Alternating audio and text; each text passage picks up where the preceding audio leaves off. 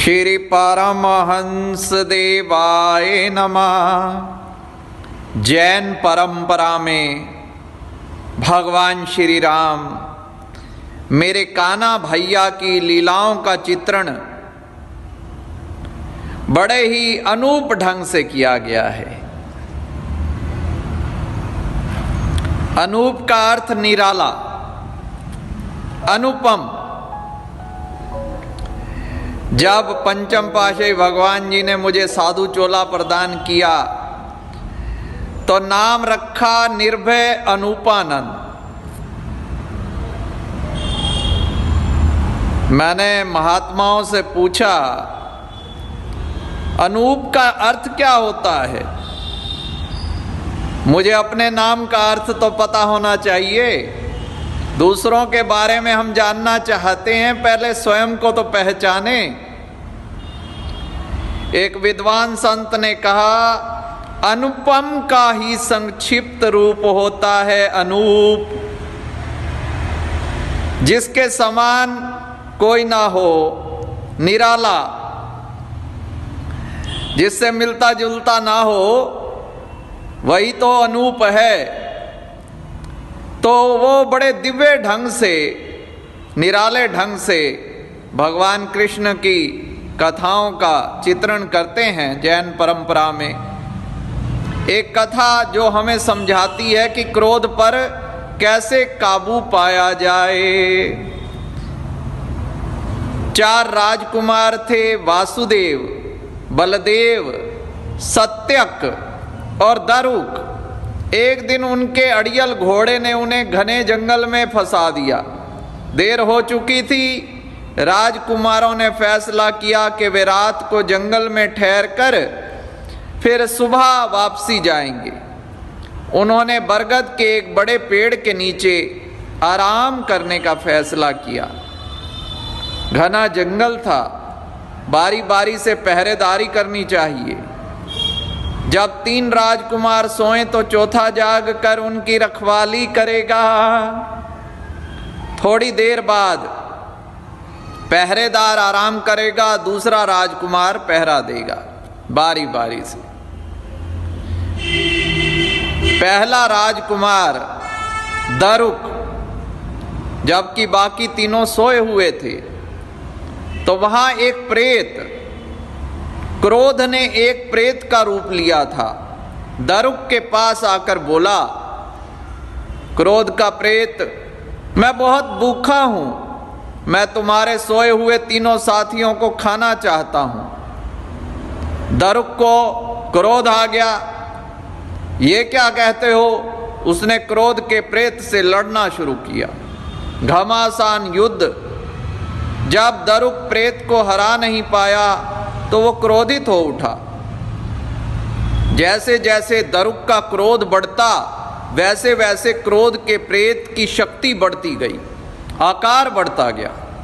नवीन शक्ति के साथ क्रोध ने अंत में दारुक को मूर्छित कर दिया, टांगों को घायल कर दिया। क्रोध का प्रेत वहां से खिसक गया। अब दूसरा राजकुमार सत्यक जागा।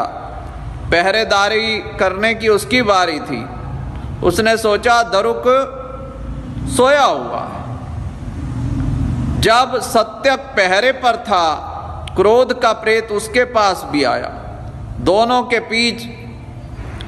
के मध्य वही वार्तालाप। प्रेत सत्यक के साथियों को खाना चाहता है। सत्यक प्रेत से लड़ने लगा। वह प्रेत को हरा नहीं पाया, इसलिए उसका भी क्रोध बढ़ने लगा। इस क्रोध से प्रेत के अंदर की आग भड़क उठी और उसकी ताकत बढ़ गई। उसने सत्यक की टांग पर प्रहार किया, वह भी धराशायी हो गया। श्रीमद् भागवत में ये सत्यक राजकुमार का नाम सात्यकी, यहां पर सत्यक नाम से वर्णन है। जब तीसरे राजकुमार बलदेव की पहरा देने की बारी आई तो उनको भी बड़ा क्रोध आया। जितना क्रोध बलदेव करते, क्रोध के प्रेत को उतना ही बल मिलता, आकार बढ़ता। आखिर उन्होंने बलदेव को भी घायल कर दिया। बलराम जी पहरे के लिए वासुदेव की बारी आई। क्रोध के प्रेत ने वासुदेव के साथ भी वही खेल खेलने की कोशिश की। वासुदेव बड़े विनम्र होकर, क्षमा करना, तुम ऐसा नहीं कर सकते। दोनों आपस में युद्ध आरंभ। अब वासुदेव जो हैं वो प्रेत की प्रशंसा करने लगे। जैसे बच्चे खेलते हैं, कभी वो उनका कान छूकर कहते हैं कि तुम्हारा कान कितना सुंदर है। पूरी लड़ाई के दौरान वासुदेव शांत बने रहे। जितना जितना वासुदेव शांत रहते उतना ही प्रेत शक्तिहीन होता गया। अंत में क्रोध का प्रेत वासुदेव के शांत रहने से इतना कमजोर हो गया कि वासुदेव उसे आराम से वश में कर पाए। इस प्रकार वह बाकी तीनों राजकुमारों को भी बचा पाए। जब सुबह हुई, वासुदेव ने देखा कि हुआ क्या था। तीनों साथियों से वार्तालाप हुई। तब उन्होंने ऐसा बताया कि उन्होंने एक बुरा प्रेत देखा था। वासुदेव ने समझाया, ये तो क्रोध का प्रेत था। इसकी शक्ति घटाने के लिए हमें सिर्फ शांत रहना है, और जैसे जैसे हम शांत रहेंगे उसकी शक्ति कम होती रहेगी। क्रोध पर विजय पाने का यही रहस्य है। जितना हम क्रोध से हारते जाते हैं उतना ही हमारा क्रोध बढ़ता जाता है। यह हम पर विजय प्राप्त कर लेता है। हम ऐसे बिंदु पर पहुंच जाते हैं कि पूरी तरह से नियंत्रण खो बैठते हैं। अंत में ऐसे काम करते हैं या ऐसे शब्द बोलते हैं जिससे दूसरों को और स्वयं हमें भी चोट पहुंचती है। क्रोध पर विजय पाने के लिए शांत रहना चाहिए। चाहे कुछ भी हो, घर में, ऑफिस में, यातायात में, दरबार में, कोई भी समस्या आए तो एकदम क्रोध में कोई प्रतिक्रिया नहीं करनी चाहिए। हम यह समझ सकते हैं कि समस्याएं हैं और हम समस्याओं को सुलझाने के लिए कदम उठा सकते हैं। हम पहले से भी सतर्क हो सकते हैं और क्रोध दिलाने वाले स्रोत को बातचीत द्वारा समाधान ढूंढकर हटाने का प्रयास कर सकते हैं।